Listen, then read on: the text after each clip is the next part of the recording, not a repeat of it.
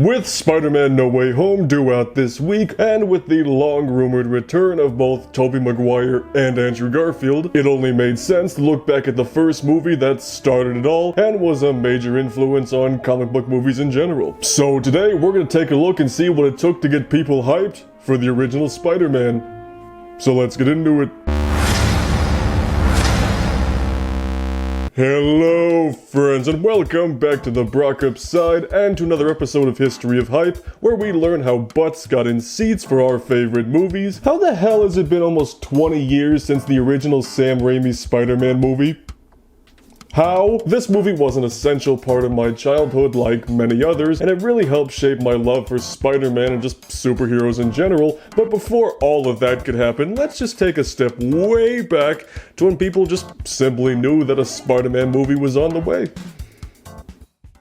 2000. Alright, quick reference. Spider-Man was originally slated for a 2001 release, but got delayed to 2002. Remember that now? The first teaser was played at Show West, a trade show for theater chains. It's nothing more than some graphics that we'd eventually see in the opening credits, but with some dramatic music and an even more dramatic narration. As the most anticipated motion picture event of 2001. It's a very 90s teaser for the 2000s, but hey, it was only 2000. We didn't quite get to our signature trailer style yet, but we'll be there soon. Fast forward to 2001 at E3, because back then it was still relevant and stuff. We got another teaser with a rather interesting hodgepodge of footage, including Tobey's web shooters before they got cut, and a blink and you'll miss it shot of the unused Alex Ross suit. Not to mention some far from complete VFX shots. It's clear they didn't have enough footage from the actual movie, let alone a final costume, so they worked with what they had, but it's still cool to see regardless. Because let's face it, if a studio tried to do this sort of thing nowadays, somebody would be assassinated. Now comes one of the more noteworthy parts of the film's marketing, a teaser trailer showing some robbers trying to get away in a helicopter, only to get caught in a giant spider web, followed by a very early 2000s montage complete with some techno music.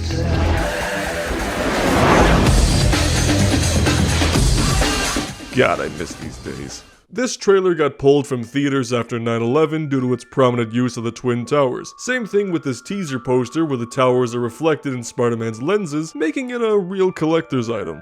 The trailer was then re-released minus the World Trade Center and the robbery, making it significantly shorter. The next two trailers are much more in line with what you'd expect from them, showing more than 3 seconds of actual footage, but just still brimming with that early 2000s electronic trailer music. We were just more edgy back then. Can't forget to mention the slew of iconic posters that followed. These are all amazing, and I would kill to have any of them hanging up on my wall. What the hell happened? So, we got trailers, we got posters, and we got the knowledge that Willem Dafoe is playing the Green Goblin. Isn't that Jesus? What comes next? What are you asking me for? Merch and promos, baby! And a lot of it too. Anything and everything your little heart could desire. It was actually a huge risk because after companies flooded the market with toys and merchandise for the Phantom Menace 3 years earlier, and it flopping hard, there was a hesitation to do another big push for a movie, but Sony executives had faith in Spider-Man, and things moved forward to ensure you see the hype in your dreams tonight. For starters, how about you treat your listening holes to Spider-Man, the album. These movie tie-in albums have always fascinated me, a collection of songs that may or may not be in the actual movie itself, but I'll be damned if these things don't have some bangers. I unironically jam out to this CD in my car on a regular basis, just something takes over when Chad Kroeger starts singing. Anybody else remember Singular Wireless? Well, you should. They were trying to give you a free car, show some respect. If you didn't have an officially licensed Spider-Man shell in your Sony Ericsson, were you even cool enough to watch Kim Possible or brag to your friends about owning a PS2 at recess? Where the f*** does time keep going? Oh look, it's Spider-Man at the 2002 Nickelodeon Kids' Choice Awards, hosted by Rosie O'Donnell, featuring Frankie Muniz and Hilary Duff. This clip is nearly 20 years old. I would like to stop feeling ancient now. If you were a kid back in 2002 and were hyped for Spider-Man, you had it made. For breakfast, you could chow down on some Spider-Berry Pop-Tarts, and if your parents really loved you, some official Spider-Man cereal. This shit was my life force as a kid, more specifically the Spider-Man 2 version. And this box I've got right here is actually still sealed up from 2002, so you know what? This video gets over 100 likes, I'll open it up on camera and try a bowl of it.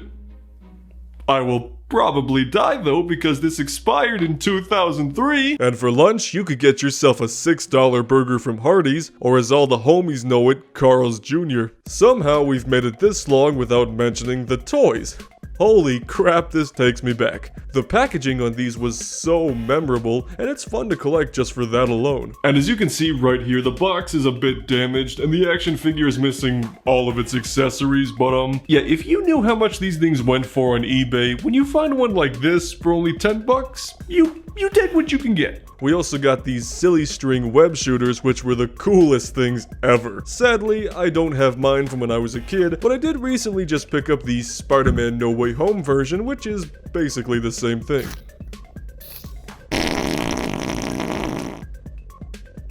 What a piece of shit. Then came the Lego sets from the Lego Studios line, which was centered around the filmmaking process and gave kids the ability to make their own stop-motion videos. Remember how I didn't have any Lego Harry Potter sets to show off that one time? Well, good news, sugar tits! I managed to get my hands on this Spider-Man Action Studios set, complete with both Spidey and Peter Parker minifigures, and yes, that is Steven Spielberg. Compared to the sets Lego puts out today, it's incredibly simple, but it's just got a simple charm to it that you just can't replicate.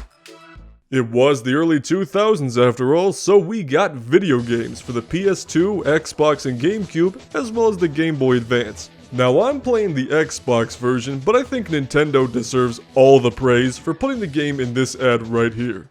Like all movie-based games, it loosely follows the plot of the movie while expanding upon it by adding a whole new gallery of villains like Shocker, Vulture, and Kraven the Hunter. It also features a tutorial narrated by Bruce Campbell himself, something that all games based on the trilogy would have. If I could pay Bruce Campbell to just walk me through things in real life, I definitely would. On top of that, we also get the voice talents of both Tobey Maguire and Willem Dafoe. Isn't that Jesus? The gameplay is mainly swinging through New York and punching bad guys, rinse and repeat. The web swinging is terrible. It's really slow and awkward. Spider-Man just looks like he's on an invisible elliptical.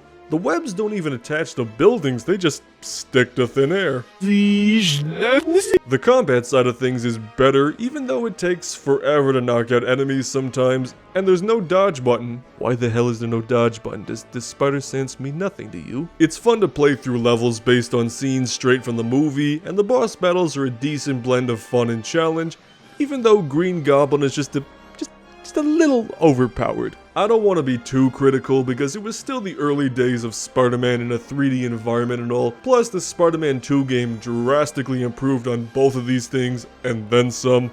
However, if you're accustomed to newer Spider-Man games, this is gonna feel like a serious downgrade. I don't love this game if I'm gonna be completely honest with you, but I do appreciate it as the stepping stone that it is for better Spider-Man games in the trilogy and just kind of in general, honestly. But you gotta admit, the game really butchered the movie's ending. Just take a look at that.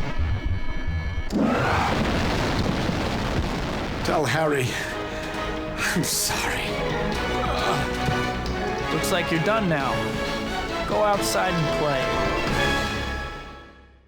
I feel nothing. Well, we made it, folks. The Spider-Man hype train all built up to its release on May 3rd, 2002.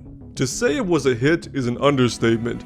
It was the first movie in history to gross over $100 million on its opening weekend and would go on to make over $820 million worldwide. It was only the third highest grossing movie of 2002, but to be fair, it had some steep competition with Lord of the Rings: The Two Towers and Harry Potter and the Chamber of Secrets taking the top slots. It still managed to beat both Attack of the Clones and Stuart Little too. Why you gotta do my man Stuart like that, huh? Oh hey! Now that you've given this movie all your monies, why not bring it home for the holidays? The movie was of course released on DVD later that year with a standard 2-disc edition and a super cool collector's set. I have actually talked about both of these releases on the channel before, so I encourage you to check those videos out for more info, but here are a couple clips anyway.